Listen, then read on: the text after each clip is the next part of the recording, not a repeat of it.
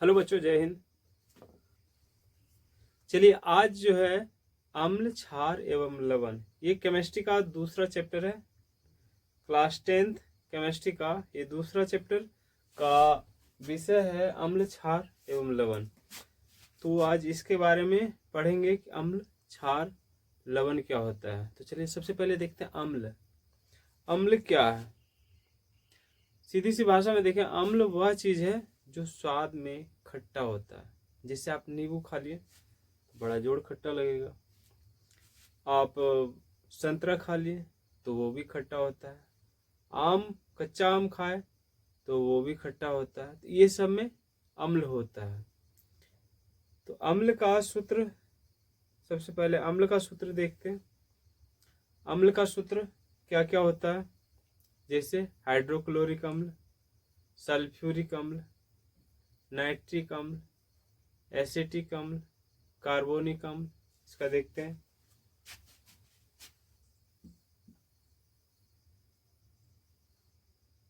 HCl, ये क्या है? हाइड्रोक्लोरिक अम्ल। दूसरा है सल्फ्यूरिक अम्ल, H2SO4। अब नाइट्रिक अम्ल, HNO3। यही दिया हुआ अम्ल में, इतना ही दिया हुआ। हाइड्रोक्लोरिक अम्ल, सल्फ्यूरिक अम्ल, नाइट्रिक अम्ल और एसिटिक अम्ल। इस चैप्टर में हम इसी अम्ल के बारे में जानेंगे।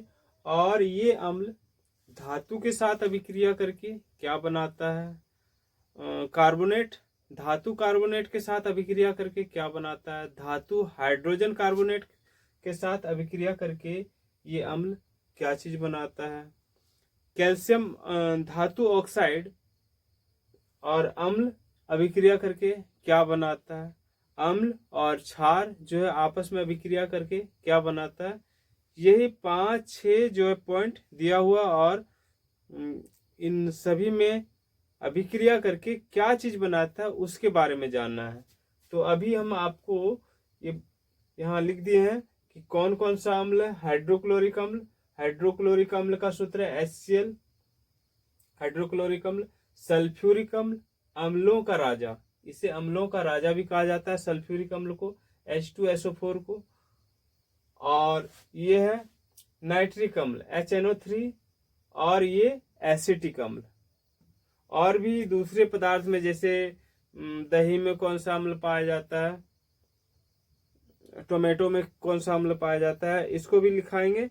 लेकिन अभी पहले हम ये जो मुख्य रूप से अम्ल दिया हुआ है, ये धातु कार्बोनेट, धातु हाइड्रोजन कार्बोनेट, धातु का ऑक्साइड और क्षार, इन सभी चीजों से अभिक्रिया करके क्या बनाता है उसके बारे में जानेंगे।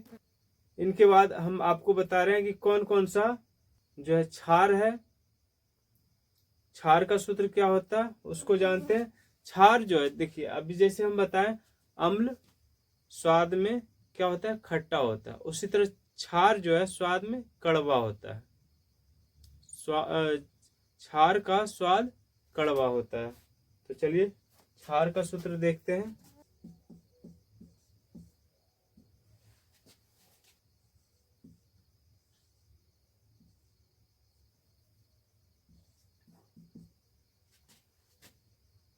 सोडियम हाइड्रोक्साइड,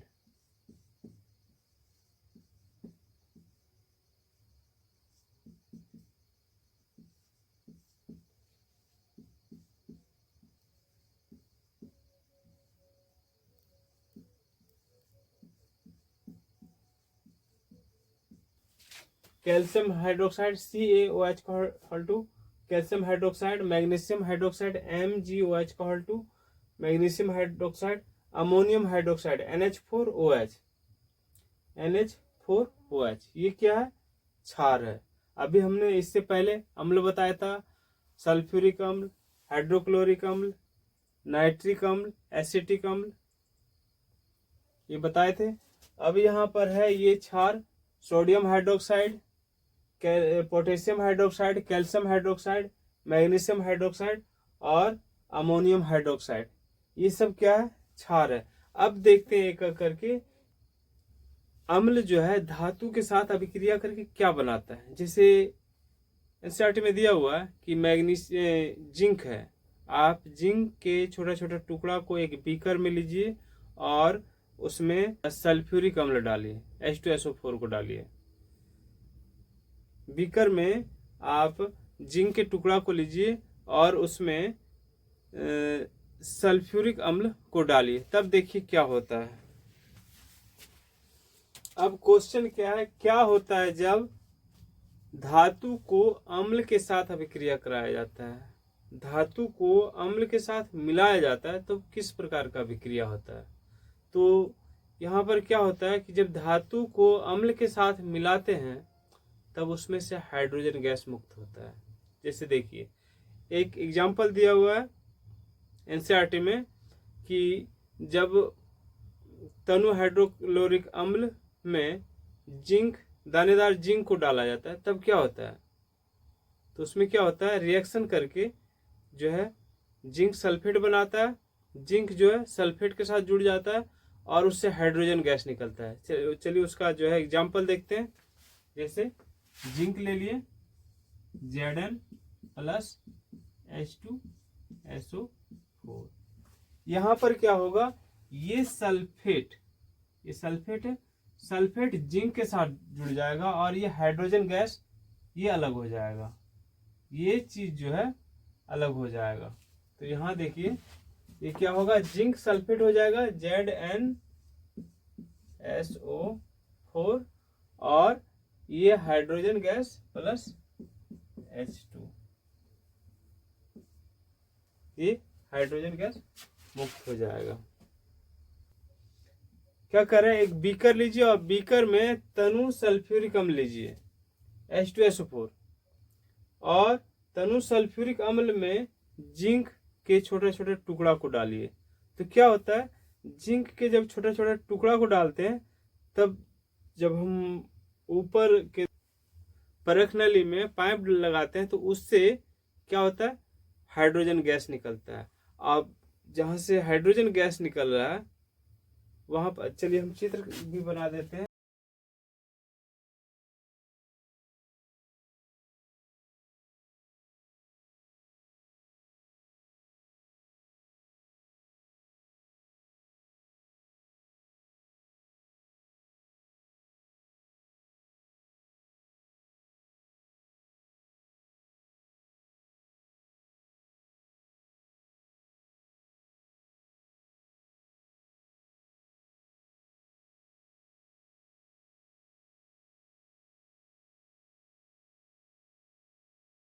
देखिए अब देखिए यहाँ पर क्या है कि एक बीकर लिए, बीकर में सांद्र H2SO4 लिए, ठीक है।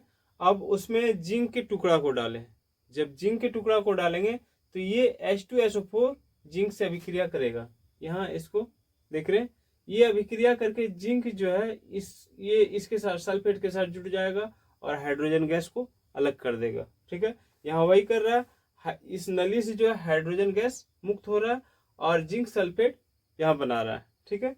अब जब हाइड्रोजन गैस मुक्त हो रहा है तो कैसे जानेंगे कि हाइड्रोजन गैस मुक्त हो रहा है, तो यहाँ पर जो है साबुन का घोल बना लिया है, ठीक है, और उसमें जो है इस पाइप नली को ला करके छोड़ दिया गया। अब इससे जो है हाइड्रोजन गैस जब यहाँ निकल रहा है तो यहाँ पर एक कैंडल को ले जाया गया, ठीक है, मोमबत्ती, जलता हुआ मोमबत्ती। जब यहाँ मोमबत्ती को ले जाते हैं तब ये क्या होता है, यहाँ पर पट पट का आवाज आता है और ये बुझ जाता है। मतलब हाइड्रोजन गैस जल तो रहा है लेकिन मोमबत्ती को जलने नहीं दे रहा है, उसको तुरंत बुझा दे रहा है। तो ये जब आवाज करे इसका मतलब यहाँ क्या हो रहा है, हाइड्रोजन गैस निकल रहा है, इसका यही पहचान है। इस तरह से ये पता चलता है जब किसी अम्ल में धातु को मिलाते हैं तो उससे हाइड्रोजन गैस मुक्त होता है। अब चलिए कोई देखते हैं, कोई धातु जब क्षार के साथ अभिक्रिया करता है तब क्या बनाता है।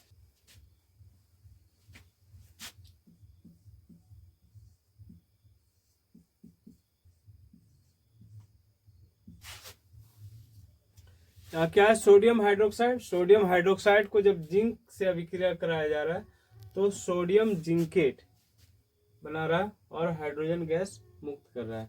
इसका नाम क्या है, सोडियम जिंकेट।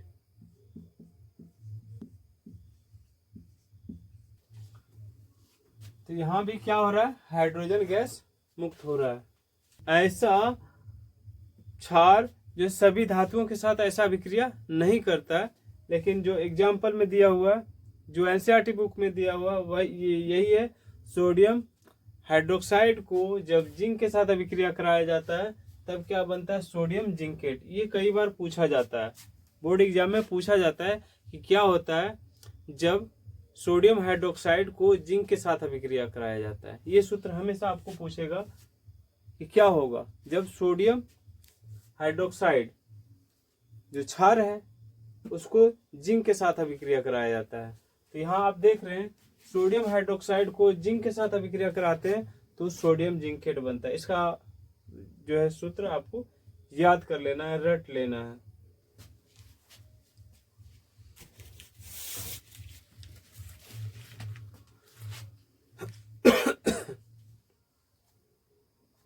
इसके अलावा भी हम अगले वीडियो में देखेंगे कि कैसे जो अम्ल या क्षार सोडियम कार्बोनेट और सोडियम हाइड्रोजन कार्बोनेट के साथ अभिक्रिया करता है और क्या बनाता है।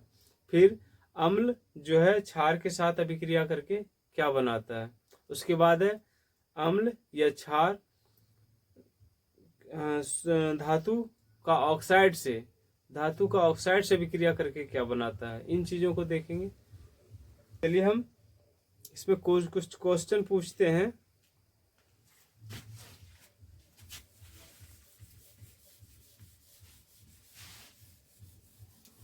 चलिए देखते हैं कि कैसे किसी अम्ल को पहचानेंगे। जिससे पहला है लिटमस पत्र। लिटमस पत्र अम्ल को क्या करता है, क्षार को क्या करता है। इसमें जो एनसीईआरटी बुक है उसमें आपका 5 तो सूचक दिया हुआ है। लिटमस पत्र है, हल्दी है, फिनोल्फ्थलीन है और मैथिल ऑरेंज, ये 4 ठो दिया हुआ है। एनसीईआरटी बुक में 4 सूचक दिया हुआ और इन सूचकों को पढ़ लेना है। चलिए देखते हैं कौन कौन सा सूचक है और वो अम्ल में जा करके क्या करता है, किस प्रकार का रंग देता है, क्षार में के साथ मिल करके कौन सा रंग प्रदान करता है।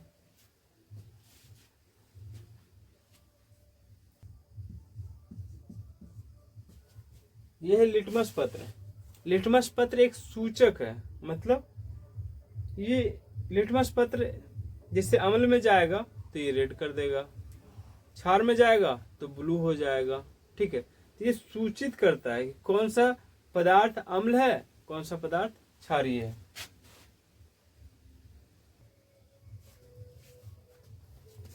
समझ गए। लिटमस पत्र को जब क्षार में डुबाते हैं तो ये ब्लू हो जाता है, अम्ल में डुबाते हैं तब ये लाल होता है।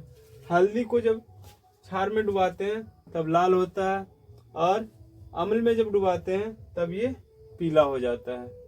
फिनोल्फ्थलीन को जब क्षार में डुबाते हैं तो पिंक कलर का होता है और अम्ल में डुबाते हैं तो कोई चेंज नहीं होता है। मैथिल ऑरेंज को जब क्षार में डुबाते हैं तो पीला हो जाता है और अम्ल में डुबाते हैं तो लाल हो जाता है। इसका याद करने का ट्रिक है, इसको याद कीजिए labour, LABOUR, labour L, litmus पत्र, ब्लू, शुरू में क्षार रखिए और लास्ट में अम्ल, ब्लू R। चलिए इसको B कर देते हैं, ब्लू रेड। ठीक है, हल्दी TRY, टर्मरिक जो है क्षार में रेड, R से रेड और अम्ल में Y से येलो। ठीक है, फिनोल्फ्थलीन पॉपकॉर्न, POPCORN। ठीक है, पॉपकॉर्न। फिनोल्फ्थलीन, P से फिनोल्फ्थलीन, P से पिंक, पिंक जब क्षार में डूबेगा तो पिंक और ये नो चेंज, लास्ट का N देखिए, नो चेंज। ठीक है, अम्ल में जब डूबेगा तो नो चेंज। मैथिल ऑरेंज जो क्षार में डुबाएंगे तो पीला और अम्ल में डुबाएंगे तो लाल। इसको मेयर,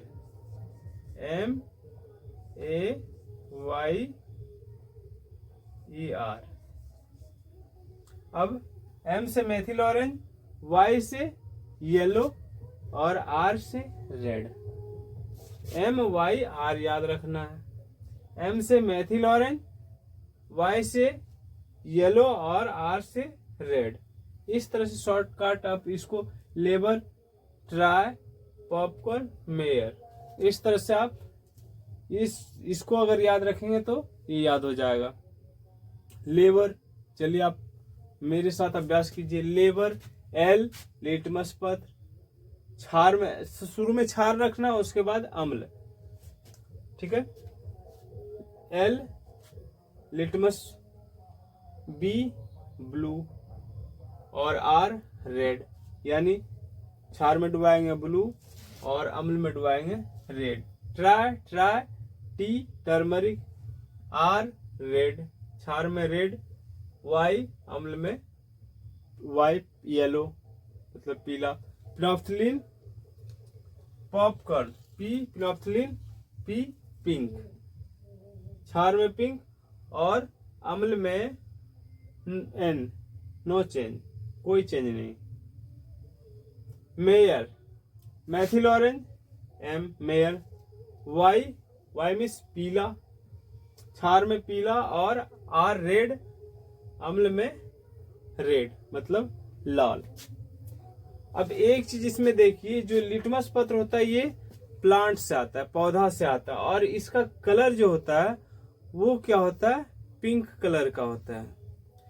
और दूसरा, लिटमस पत्र को जब हम शुद्ध वाटर में डुबोएंगे तो कोई चेंज नहीं होगा, ना तो वो रेड होगा ना तो ब्लू, क्योंकि शुद्ध वाटर का पीएच मान जो है 7 होता है, और जिसका पीएच मान 7 होगा वो उदासीन होगा, ना तो अम्लीय होगा ना क्षारीय। इसको ध्यान में रखना है। तो हमें लगता है कि आपको ये चीज समझ में आ गया होगा, पूरे बढ़िया से समझ में आ गया होगा। चलिए अब दूसरा क्वेश्चन पे जाते हैं।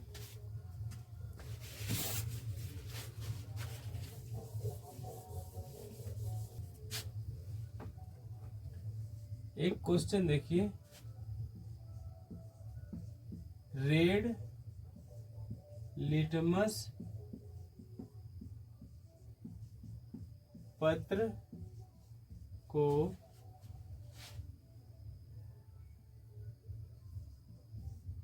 नीचे दिए गए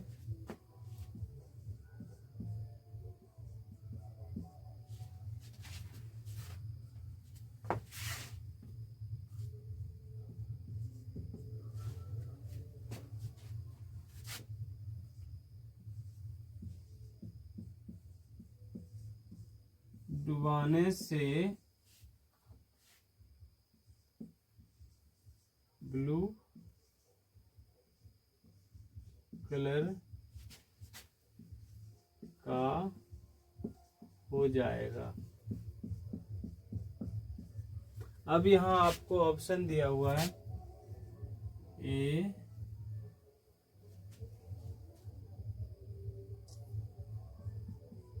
HCl, B, H2SO4, C, NaCl, D, KOH।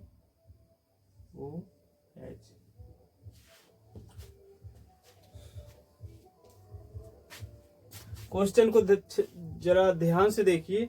Red litmus पत्र को नीचे दिए गए किसमें डुबाने से ब्लू कलर का हो जाएगा। अब HCl है, ये HCl हाइड्रोक्लोरिक अम्ल है, यहाँ H2SO4 है, दूसरा NCl है और KOH। तो इसमें हम किसमें डुबाएंगे कि ब्लू कलर का होगा। तो हम जानते हैं लिटमस पत्र को वो किसी भी प्रकार का हो, लेकिन ब्लू यहाँ लिखा है, ये ब्लू किस में होगा, तो ब्लू जो है क्षार में होगा। क्षार में डुबाएंगे तो वो ब्लू होगा। तो अब इसमें से कौन सा क्षार है जो कि उसमें डुबाने के बाद वो ब्लू कलर का हो जाएगा, ये आप अपने से सोच करके कमेंट करके बताइएगा। एक और क्वेश्चन लिखते हैं। चलिए अगला क्वेश्चन क्या है कि मेथिल ऑरेंज को 1 बिलियन में डुबाने पर वह लाल हो जाता है। तो बिलियन क्या है? KOH HCl CaOH का होल टू H2SO4। तो यहाँ देखिए मेथिल ऑरेंज को जब बिलियन में डुबाते हैं तो वो लाल हो जाता है। तो वो लाल किस में होता है? इस चीज को हम पहले ही बता दिए हैं। मेथिल ऑरेंज को किस में डुबाने पर लाल होता है? तो वो होता है अम्ल। मेयर को याद कीजिए, मेयर। M से मेथिल ऑरेंज, M से मेथिल ऑरेंज, Y से येलो, क्षार में डुबाने के बाद येलो, और अम्ल में डुबाने के बाद रेड। तो आप इसमें कौन कौन सा ऑप्शन होगा आप इसको कमेंट करके जरूर बताएं। चलिए इसी तरह से और वीडियो देखने के लिए चैनल को जरूर सब्सक्राइब करें, लाइक करें।